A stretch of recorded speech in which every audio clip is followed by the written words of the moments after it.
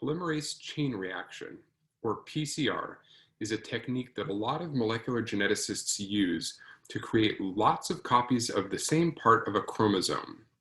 This can be used for DNA fingerprinting in forensics. It can be used for molecular cloning, which is copying parts of the genome of some organisms and moving those parts of the genome into different organisms.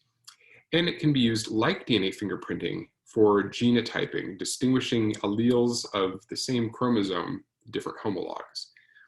And to understand how PCR works, it's important to first start with a few key principles of primer design. So imagine that we've got a double helix, part of a chromosome that we want to copy. So we've got a hydrogen bonded base paired double helix. And the first step in PCR, polymerase chain reaction, is to denature or melt the two strands of DNA so that they become single-stranded. So here I'm going to represent a simple sequence, zoomed in quite a bit, of a few nucleotides. Let's pick 8. We'll just choose them at random. So that's one strand of the double helix. So the other strand will have the complementary nucleotide sequence.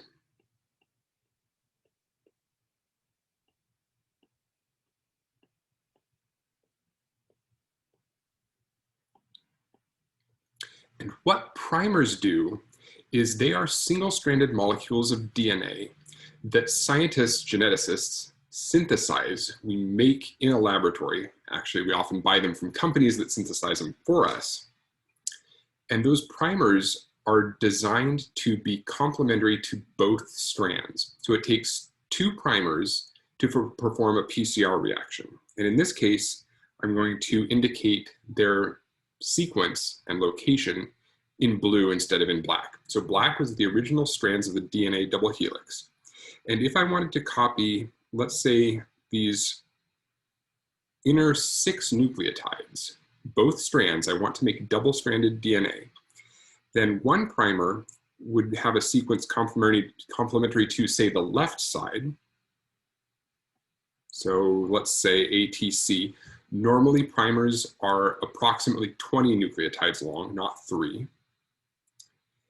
And so that primer defines the left boundary of the part of the chromosome sequence that's going to be amplified or copied using PCR.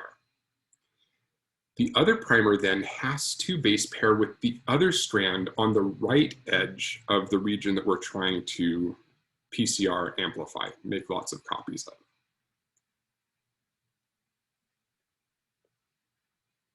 The last thing I want to do right now is to indicate the polarities of these strands, because polarity is critical for sequencing or for copying DNA. In this case, it's synthesizing DNA. DNA polymerase grabs a free 3' end of a nucleotide and then synthesizes nucleotides in that direction, starting at the 3' end of a nucleotide that's base paired to a template strand. So in this case, the original strands are our template strands. So this C, the cytosine, is at the 3' end of this nucleotide, or this oligonucleotide primer. So we can call these either primers. They're also called oligo for many nucleotide. So sometimes people refer to these as DNA oligos or primers. So the top primer has a 5'A, then a T, then a 3' cytosine. And that way we can determine what the polarity of that top template strand is. It has to be anti-parallel to the primer sequence. So its 3' end must be on the left and its 5' end on the right. Therefore, because that top template strand is 3' to 5', we know that its complement, the bottom template strand, has to be the opposite orientation. It has to have its 3' end on the right and 5' end on the left. And so now we know what the polarity of the bottom primer is. it has to have its 3' end on the left, and that cytosine has to be a 5' cytosine. So basically, this is how primers are designed. There are a lot more steps to it and a lot more features of primer sequences to consider, but basically, this is all you need to do. You have to, in most cases, have some existing DNA sequence information, the template strand sequences. And once you have those sequences, you can identify complementary sequences. You have to make sure that the primers, the 5' ends of the 2' primers, define the size of the product that's going to be amplified or synthesized. And the synthesis will occur from the 3' nucleotide to the right on the top template strand and from the 3' nucleotide to the left on the bottom template strand. So while I'm not going to go through the entire PCR process, you can watch another video for that. I will indicate then that what DNA polymerase will do during the PCR reaction is it will grab the 3' end of the primers and it will start adding in the nucleotides that are complementary to the template strand.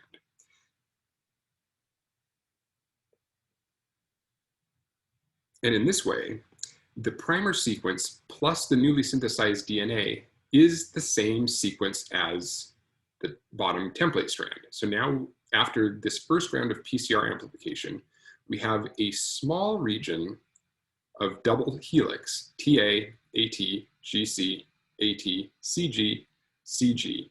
And we have a second copy of that, that's the oligo and the newly synthesized DNA that were copied from the bottom template strand. So now we've gone from 1 double helix originally to 2. And then the next round of PCR, those 2 copies, those 2 double helices replicate and become 4 copies, and with exponential growth, by around 30, maybe only 25 cycles of exponential growth, we go from 1 double helix to having literally billions of copies of whatever region of the chromosome is defined by the 5' ends of the 2 primers. One of the most important caveats about PCR primer design is to consider that an organism usually has lots of chromosomes, depending on the organism, has lots of chromosomes, has a large genome. Humans have 300 billion base pairs in their genome, for example. So it could be that we can design a primer 5' to 3', and in this case, I'm going to indicate the position of a primer using a blue arrow, essentially. And I'm representing now a double helix as a single black line. So there's 3 single black lines here, 3 different double helices. And so we just saw that the primers are going to be designed to the opposite strands, and they're going to point the 3' end, in other words, in the opposite direction. This is important for primer design. And in our last example, we'll create a new sequence. Let's say the sequence of this primer is ACAT, and this primer is TGCA. That means that those are base paired to sequences on the template strands that are, in this case, TGTA and ACGT. Now these primers I've designed to be purposefully short, both because it takes longer to write more letters and I don't want to waste your time, and also to make this important point, that those 4 nucleotides, let's pick on ACGT, those 4 nucleotides are going to be found by chance a lot of times throughout the genome. So there might be one here, there might be an ACGT, pardon my handwriting there might be another one on the same chromosome by chance, and there might be one down here on the 3rd chromosome. So any 4 nucleotides will be found frequently. And that's one of the reasons that primers are designed to be 20 or more nucleotides long, because the chance of having the exact same complementary sequence to a 20 nucleotide chain, an oligonucleotide, is really, really rare. So the longer the primer, the more specific it is to the spot in the genome that it's going to anneal or base pair and start amplification. And that's the point that I'm trying to make here, is that we can also imagine that there are some TGTAs sprinkled throughout these chromosomes.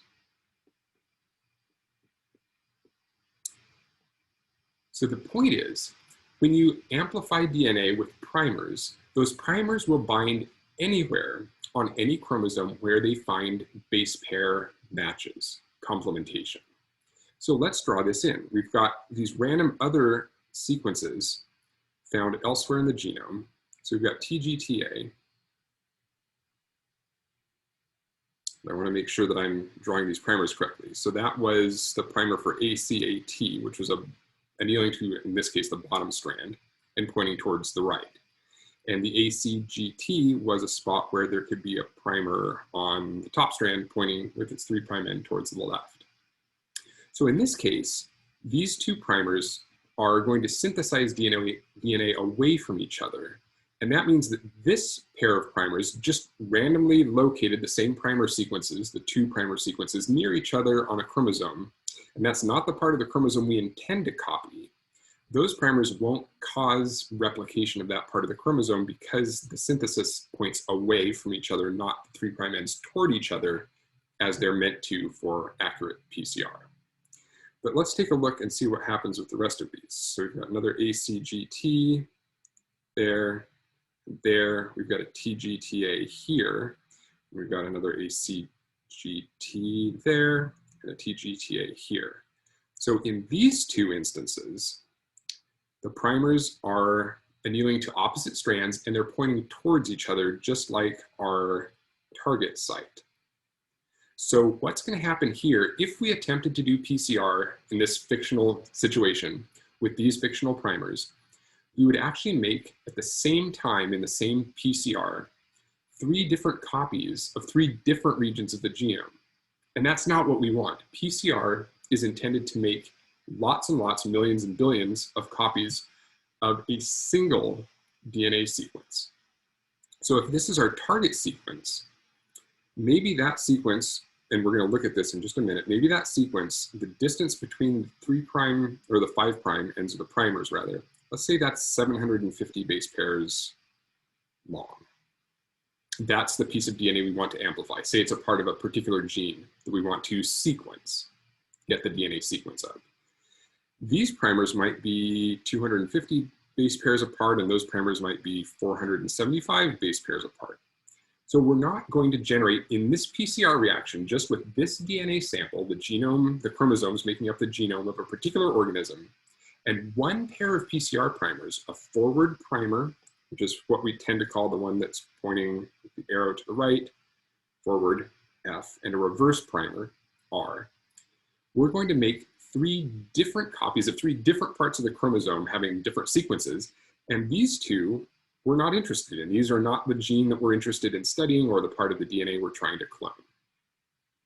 So the take-home message here is, after primers are designed, either you're doing the primer design and you want to check to make sure that your primers are unique, that their sequences are correctly designed so that the primers bind to the opposite strands from each other. They point with their 3' ends toward each other. And you also want to know what your expected product size is. That is exactly how far apart on the chromosome those primers are. And you also want to check with primer sequences to make sure that there are no cases elsewhere in the genome where your primer sequences happen to base pair in a PCR appropriate configuration by chance, because that will ruin essentially your PCR experiment. So we want to know that the primers are designed to anneal to opposite strands, that their 3' ends point toward each other when they anneal to the chromosome, and we want those primer sequences to be unique. We don't want the primer sequences showing up more than once in the genome. So what I'm about to show you is a tool that geneticists around the world use to test their primers for their uniqueness and their position relative to each other in genome sequences of organisms. Before we get there, I want to make one other point about primer design. So we're going to go back to a fictional double helix. I'm not going to show the nucleotide sequence at this point. I'm just going to indicate where the nucleotides are with these broken hydrogen bond locations. And I'm going to draw in the primers. And I'm going to draw in the polarities. So in this case, I'm going to make the 5' end of the template strand on the top on the left.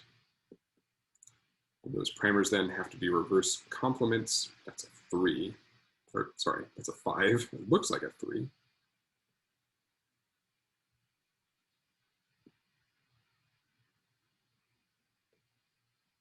Like this.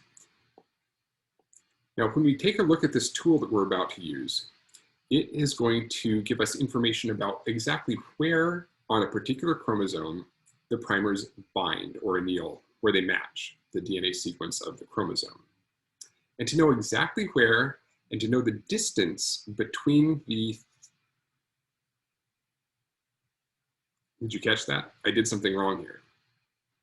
Which direction do primers extend during PCR? Polymerase is going to grab the 3' end and synthesize. So I've actually designed these primers incorrectly. With the arrow notation, the way I've drawn them now, the arrows are pointing outwards, and that will not work in PCR because synthesis will occur away from the other primer, and that won't copy the part of the chromosome we're interested in. So instead, what I need to do is reverse the polarity or the position of these primers.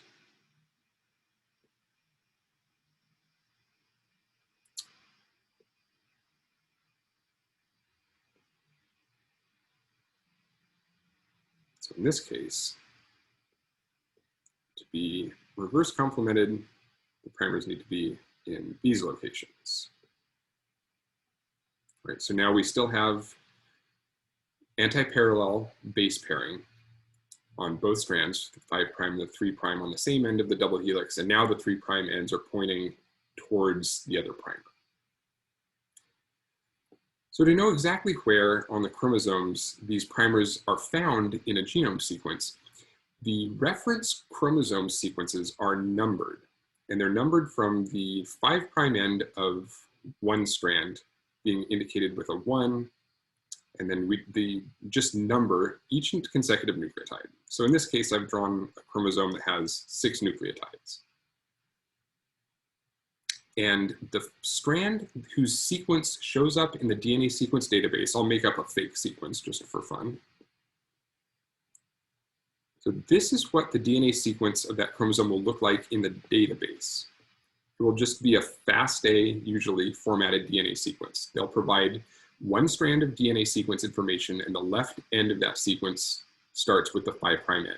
So we'll see something that says, for example, ATGCTA, and they ignore the bottom strand because we don't need the bottom strand sequence information of a chromosome because we get that information by having the top strand and knowing that the bottom strand is going to have the complementary sequence. So it would take twice as much storage memory in a computer to store this extra sequence information when it's not really necessary if we know the top strand sequence. So that 5' to 3' top strand in its DNA sequence that are reported in the DNA sequence databases we're going to use are called the top strand and the bottom strand. They're also sometimes referred to as the plus strand and the minus strand. And the numbering is the same on the top strand or the plus strand and the bottom or minus strand. Remember, this DNA sequence isn't going to be present in the databases, which is why, even though the numbering might be confusing, it doesn't really matter. But the point is that the top strand and the bottom strand are both represented in a way in the database, and the numbers of the nucleotides are identical. What this means is, if we represent the DNA sequences of these primers, the primer on the top, its 5' end is 5, and its 3' end is nucleotide 4. So its nucleotide sequence is actually, let's see, it needs to be base paired with T, so that would be an A, and then the 3' end needs to base pair with a C, so that's a G. So if we wrote out the DNA sequence of this primer, it would be 5' A, G, 3'.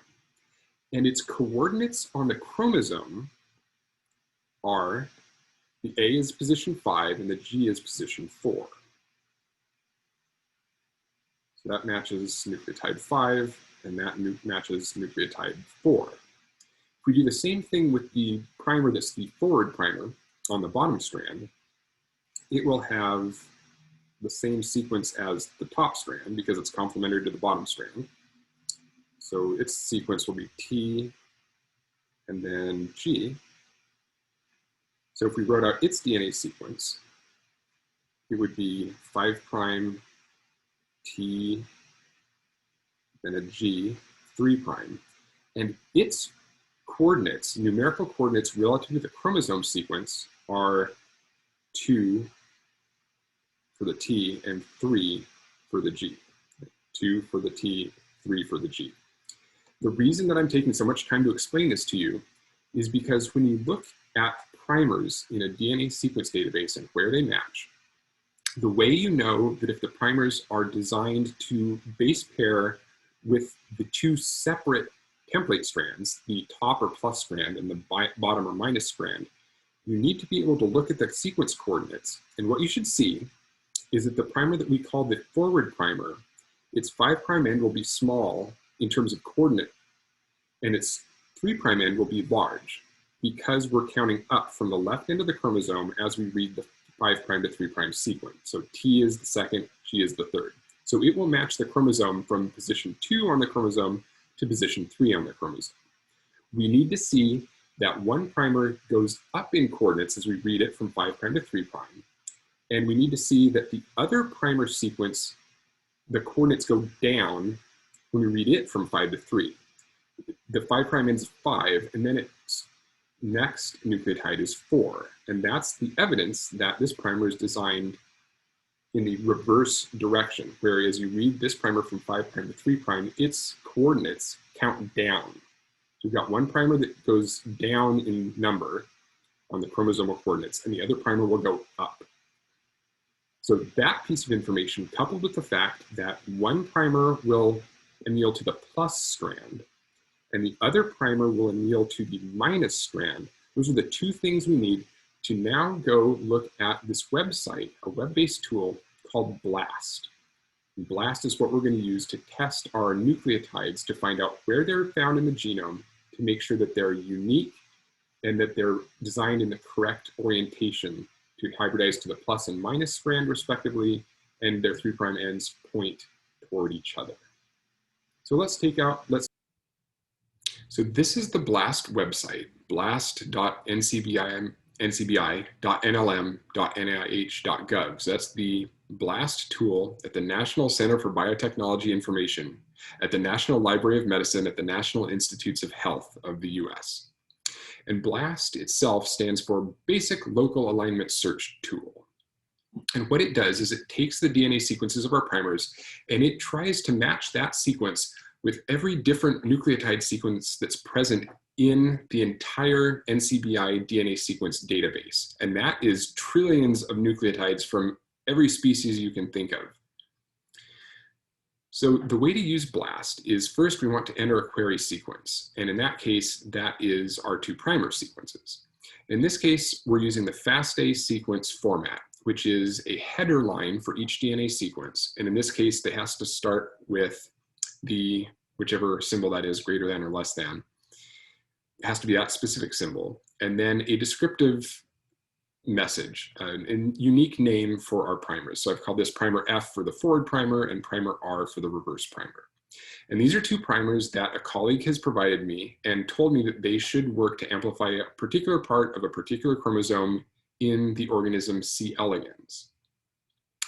And so this is a multi-FASTA format in that there's a descriptor line and then a carriage return or a line break, followed by the DNA sequence, 5' to 3', one strand, which is always true for primers. And then another line break or carriage return, and then the next FASTA formatted sequence, its header and its sequence. So there are two options I want to change here. One is that I don't want to look through the standard database, which is basically a database of every DNA sequence that's present in the entire NCBI database.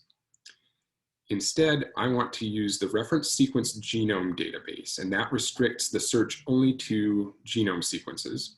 And then I also only want to look at Caenorhabditis elegans, because I know that that's the species that these primers have been designed to, and that's the DNA that I'm actually going to be trying to amplify with these primers. So I select ref-seq genomes and C. elegans, and I've pasted in my primer sequences in FASTA format, and now I choose BLAST. And this will take maybe 10 or 20 seconds to run as the computers try to match the two DNA sequences of the primers against every consecutive 20 nucleotides throughout the entire C. elegans genome, and then we get our results. And because we have two different primer sequences, so there are basically two different searches that the program did, we can choose which results we look for. And these are just hyperlinks to different parts of this results page. If we scroll down, we're going to see results.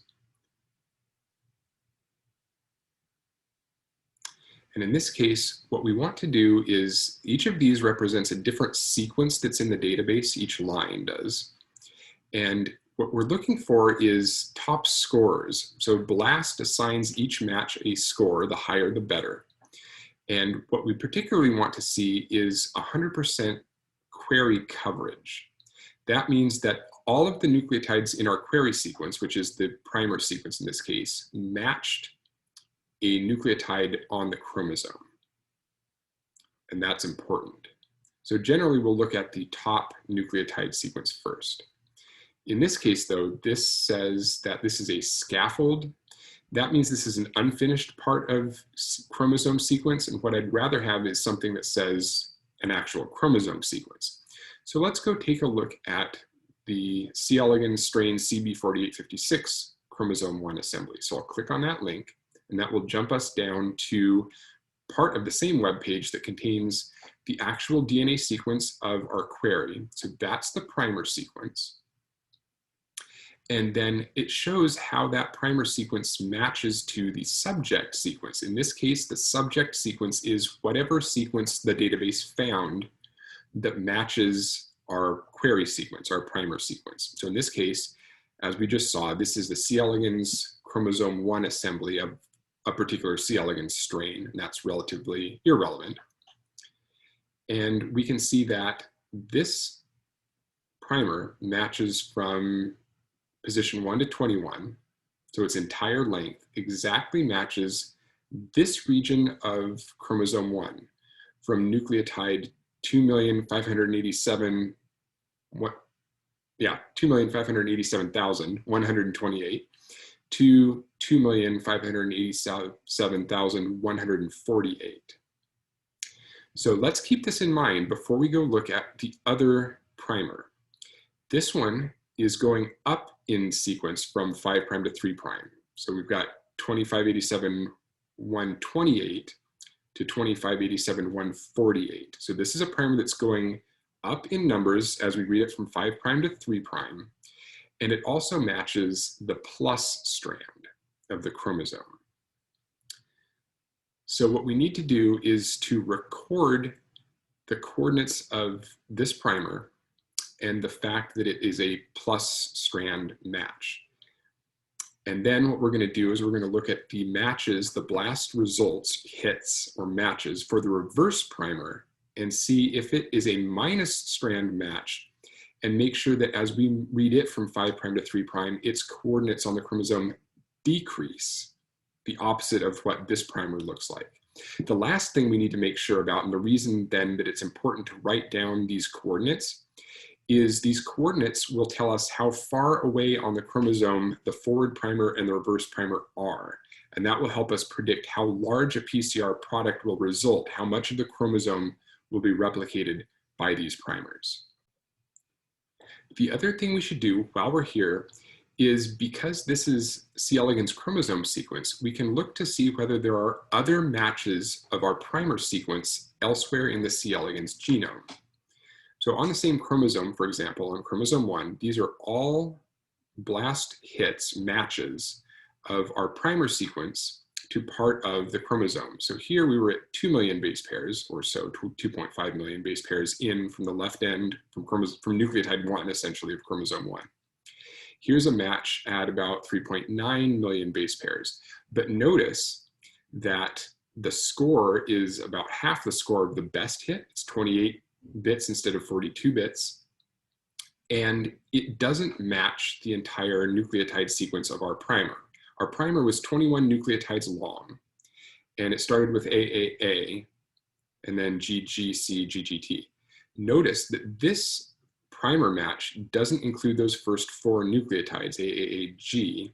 It starts with the 5th nucleotide in the primer and goes to the 18th nucleotide. So only nucleotides 5 to 18 of our primer sequence match this part of the chromosome, not the full primer sequence. And it's really the full primer sequence that will dictate where exactly this primer will anneal to a template strand and allow PCR to proceed.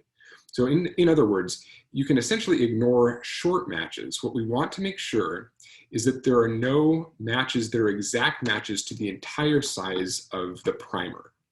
And in this case, there are none. And if we go back to the previous screen,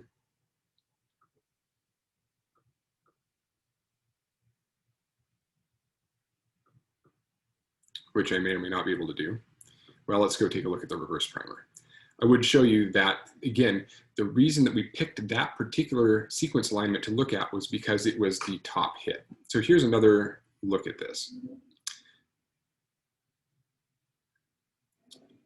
So here is the match of the reverse sequence, primer R. It's 20 base pairs long.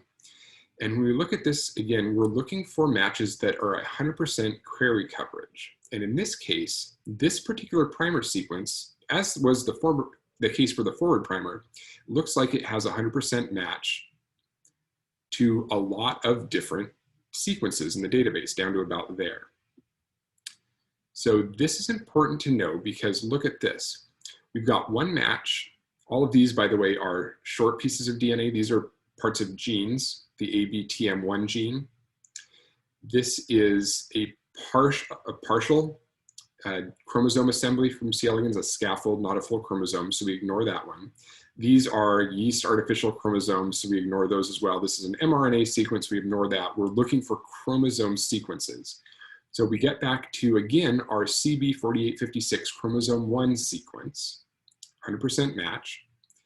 But now check this out. We've also got 100% matches to the same strain, but chromosome 5 and chromosome 2.